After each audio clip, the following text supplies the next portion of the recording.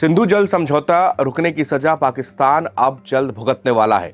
जल्दी रावी नदी का अतिरिक्त पानी पाकिस्तान में जाना पूरी तरह से बंद हो जाएगा। शाहपुर कंडी डैम बनकर लगभग तैयार है, जिसके शुरू होने के साथ ही पाकिस्तान की दशकों से चली आ रही मौज वाली स्थिति रुक जाएगी।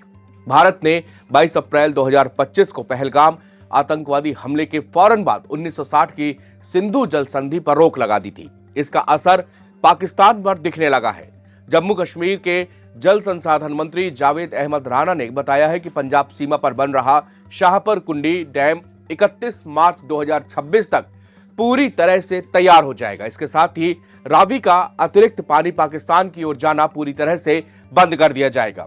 राणा के मुताबिक पाकिस्तान की ओर अतिरिक्त पानी जो रावी नदी का था बहना रुक जाएगा, इसे रुकना ही पड़ेगा।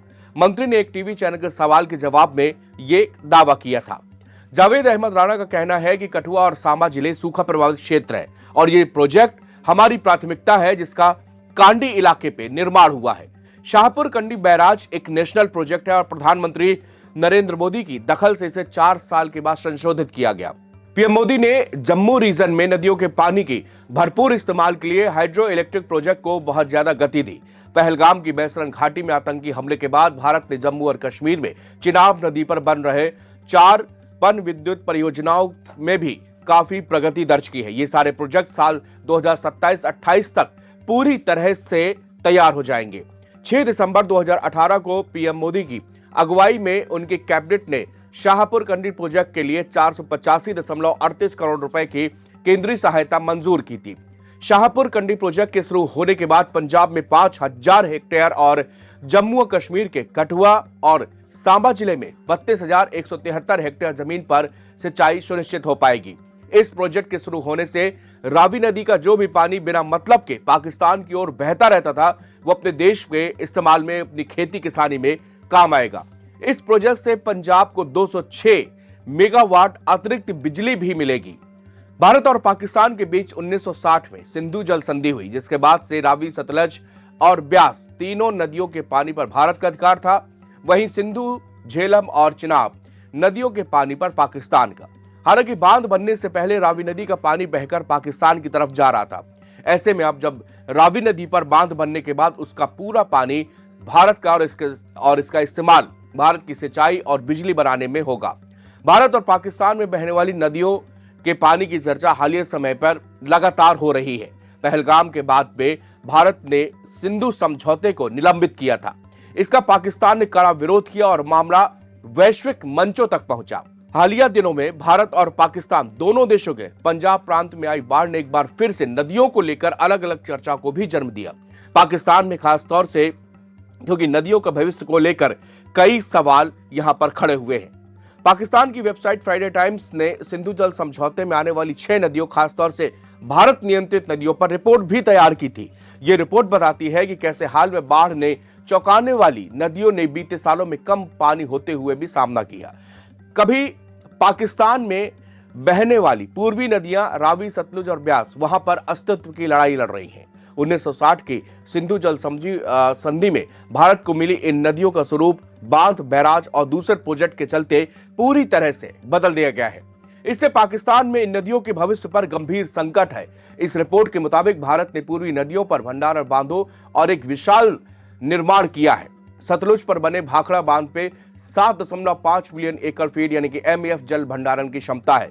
ब्यास के पौंग बांध पर 6 MAF जल भंडारण की क्षमता। रावी पर रंजीत सागर थीन बांध पर 0.8 MAF जल भंडारण क्षमता को जोड़ता है। पंडो और शाहपुर कंडी बांध के साथ भंडारण 14.83 मिलियन एकड़ फीट हो जाता है। भारत के बांध सभी मौसमी प्रवाहों को नियंत्रित करते हैं। इससे रावी नदी पाकिस्तान में बहुत पानी लेकर जाती है। सतलुज नदी में तो मानसून के मौसम के अलावा कोई पानी नहीं दिखता। पाकिस्तान ने भी संपर्क वाली लहरों का एक नया नेटवर्क बनाया है। यह सिंधु नदी से बड़ी मात्रा में पानी को मोड़कर सतलुज और रावी प्रणालियों को बनाए रखते हैं। इससे पूरे पंजाब में सिंचाई का काम चलता है। पाकिस्तान की अपनी विशाल बांधों पर भी काफी ज्यादा निर्भरता है।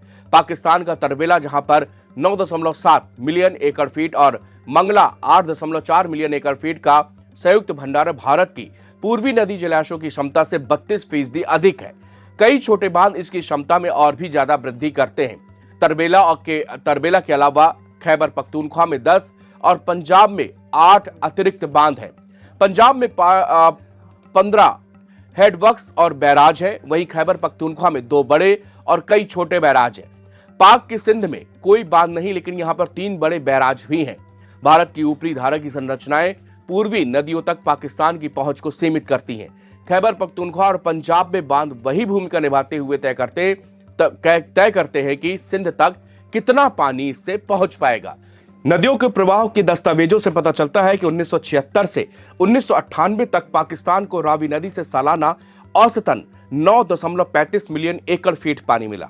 1999 से 2022 की अवधि में यह आंकड़ा घटकर 2.96 मिलियन एकड़ फीट रह गया, जो कि 68% की रिकॉर्ड गिरावट थी। शाहपुर कंडी बैराज के पूरा होने के साथ यह प्रवाह और भी ज्यादा कम हो जाएगा। सतलुज और ब्यास के प्रवाह के पुराने आंकड़े नहीं है। हालांकि आज ये साफ है कि मानसून के अलावा ये नदियां पाकिस्तान तक पहुंच ही नहीं पाती। सिंधु बेसिन का एक व्यापक दृष्टिकोण दर्शाता है कि भारत और पाकिस्तान दोनों ही घटते प्रवाह का सामना कर रहे हैं। वहीं सबसे तेज गिरावट पाकिस्तान की अपनी प्रणाली में हो रही है। पाकिस्तान के नियंत्रण वाली नदियों में 1970 के दशक से जल स्तर में 11% की गिरावट आई है। वहीं भारत के नियंत्रण वाली पूर्वी नदियों के जल स्तर में 68% की गिरावट आई है। इसमें आशाजनक रूप से पंचनाद बैराज पर प्रवाह में 65% की गिरावट आई है।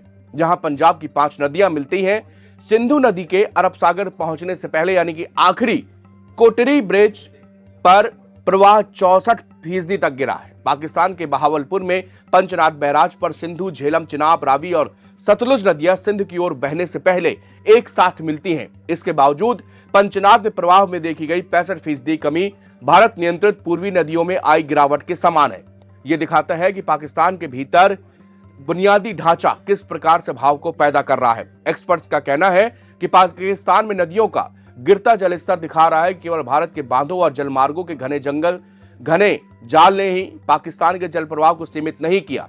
पाकिस्तान के अपने विशाल बांधों और संपर्क नहरों पर निर्भरता ने भी सिंध में जल उपलब्धता को बहुत सीमित कर दिया है। ऐसे में जरूरी यह है कि पाकिस्तान में नदियों में पानी बनाए रखने के लिए सरकार कुछ नए कदम उठाए, वरना पाकिस्तान में अकाल जैसी हालात पैदा होने में अब ज्यादा वक्त नहीं लगेगा।